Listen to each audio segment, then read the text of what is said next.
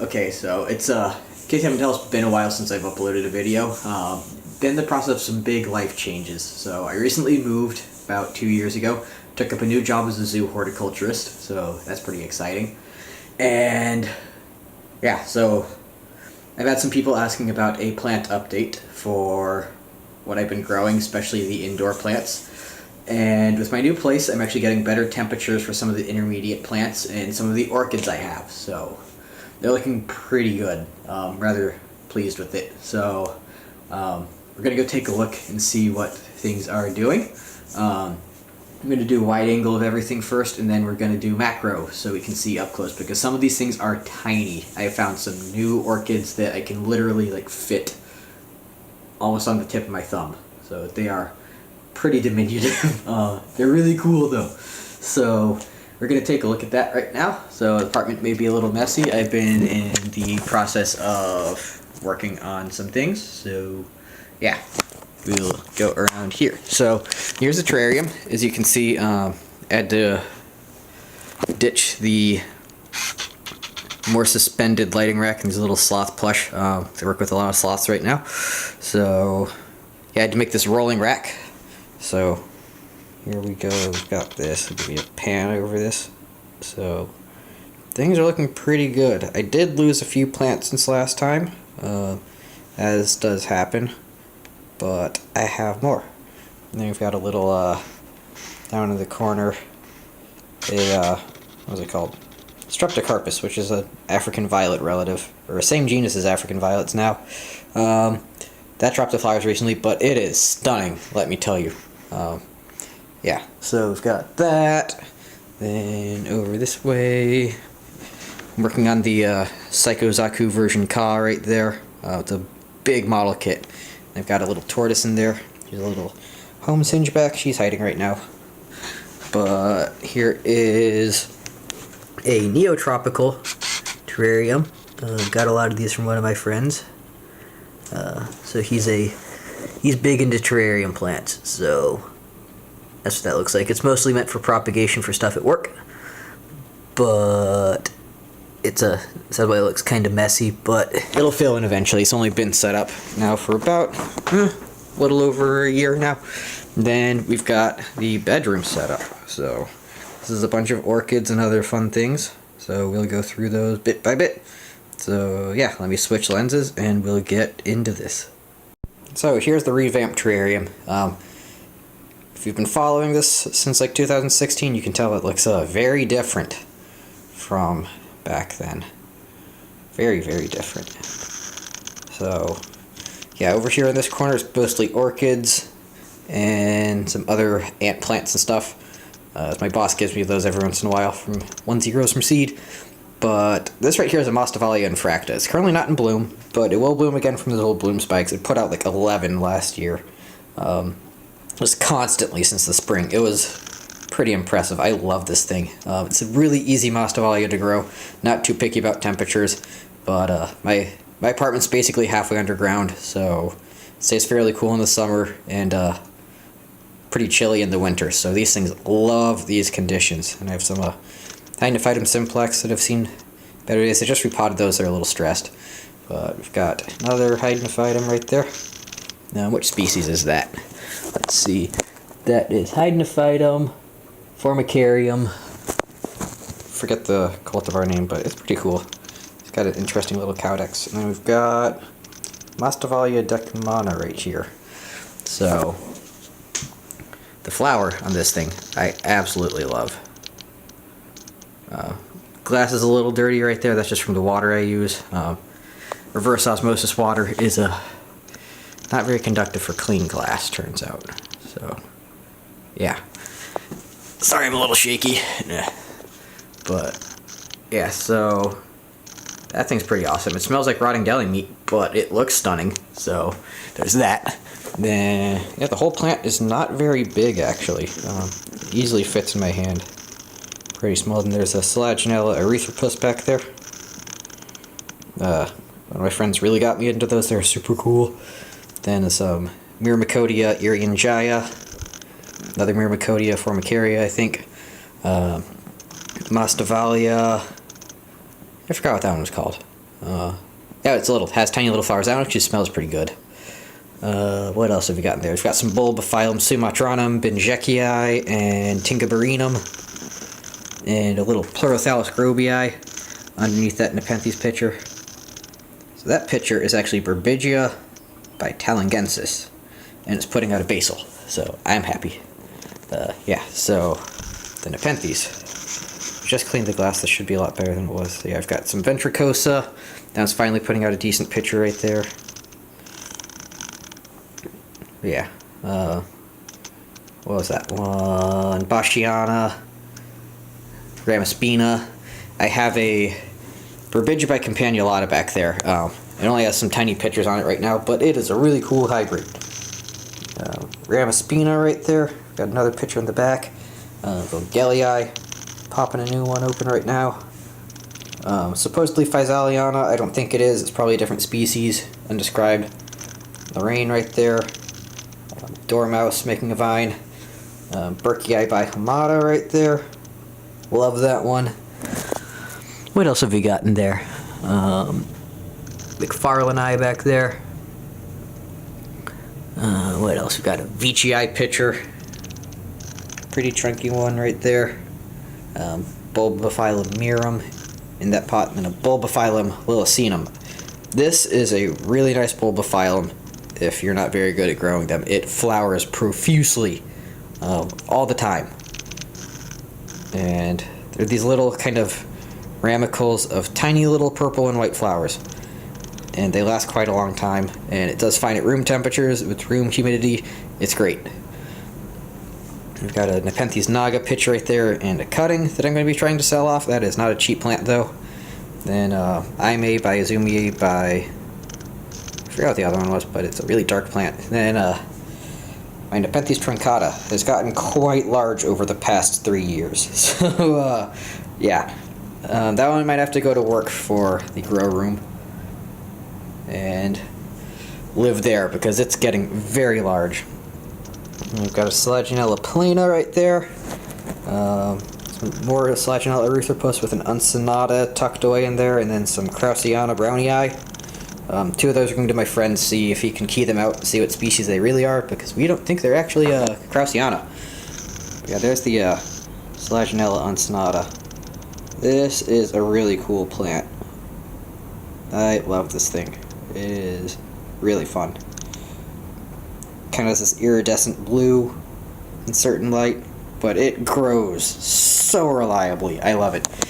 Very fast for a typical slow grower of a genus. And that plana is really reaching for it. It's like down there, but it's just that one stem is just really going for it. So yeah, that's the terrarium. There's some more stuff in there, but it's kind of tangled in. I should get that back in focus. But yeah, it's really filled in. Really, really filled in. I like it. It's quite proud of the way that looks. And then that Streptocarpus right there. Fuzzy leaves. It has these really cool tubular white and purple flowers. Very Gesneriid-y because it is a Gesneriid. But yeah, that's that. So let's go look at my South American terrarium. So here's the Neotropic South American terrarium. Just got some new plants a few days ago in there. But it's been going for a little over a year now. So fairly well established. We'll start at the front. So this is a Pelea glauca. I'm going to let that spread around, maybe take that in for some small cuttings for the small exhibits at work. What was that one called? It's a basically a South American rabbit's fern right there. So that is, I think it's a Pleopeltis? Yeah, Pleopeltis percussa. I like it. It's a cool little fern. Really leathery, thick leaves, which is unusual for a fern. We've got a Drimonia serialata. But look at the underside of those leaves. How red that is. That is so cool. Love that thing. Then we've got a Alsobia, which is a creeping Gesneriid. Little tiny white flowers. Sending out runners all over the place right now. Then we've got a Begonia U402. That actually flowered recently. I don't know if you can see the blooms back there. But they're up there. And then a Carytoplectus. really big leaves right now. I might take the lid off and show you the top because they are super cool. But yeah, it's a nice little woody kind of stem forming with some offshoots. Then I've got a Selaginella tomentosa from Ecuador. It just does not grow. I've had this thing for over a year. It just does not move. Then a Calathea gay feather back there. I forgot what the actual species name for that one is. Then a begonia. I can't remember the. I can't remember the species name. It's the long one with the variant in there. And I've got a Selaginella serpens down there, doing its thing slowly, very, very slowly. Then a Monstera celtipicana right there. So I'm going to take that to work and let it climb up tree once I get the vine long enough. So yeah, chop it up and let it do its thing in a large exhibit. Yeah, there's a flower from that Begonia U402 back there. Kind of dropped off. I didn't know it was flowering until I took the lid off yesterday. Let's get the lid off and I'll show you the leaves of the Caryoplectus. It is really cool. Yeah, so that's the Caryoplectus leaves and the begonia flowers. We've kind of got this silvery white mid-vein with the dark green rest of the leaf. When it flowers, there's these bright red bracts on it and barely distinguishable kind of like pinky flowers on it with these metallic black seeds once it forms over a clear fruit. It is super cool. So I need to cut this back because those leaves are massive. They're like the size of my hand. It is a big plant. Very large gesneriid, but a really cool one nonetheless. And it's growing pretty solidly in there. So I actually took some old bags from some Gundam model runners and used it to keep the humidity in this terrarium. This is what Bubbles used to be in. Sadly, he passed away right before I moved up here. He was old, 5 years old, which is pretty old for a spider, but I've got some new ones down here. You can see a molt from my Venezuelan sun tiger, and I've got a little Bolivian dwarf beauty and a scorpion in there. So yeah, fun stuff. And next will be the orchid tray in my bedroom. So let's head over there. Okay, so we'll start at the front left and just go through this whole tray. It's a lot. This fills up my whole bathtub when I water them. So right there we have a Cattleya intermedia cerulean, a pleoric type. I have a similar one that I got as an acquisition for work, and I love it so much that I got a seedling of the same species for myself. They smell amazing. They are a great little plant, but that's a seedling, so it'll be a few years before it flowers. And this is a Cattleya walkeriana. Cannot remember the cross for it. It's a lengthy one, but it's got a new little leaf coming in right there. Love those club-shaped pseudobulbs. Then a Epidendrum nocturnum. That's going to be flowering again soon. That one's a self-seeder. It doesn't really fully open the flowers, so it's if you like big open flowers, this is not your plant.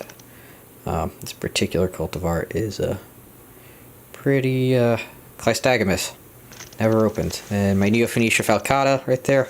And a new begonia I got. Don't know what I'm doing with that one yet. It's really cool. I forgot the species. And Pelioria right there, which I thought was a begonia, but it's not.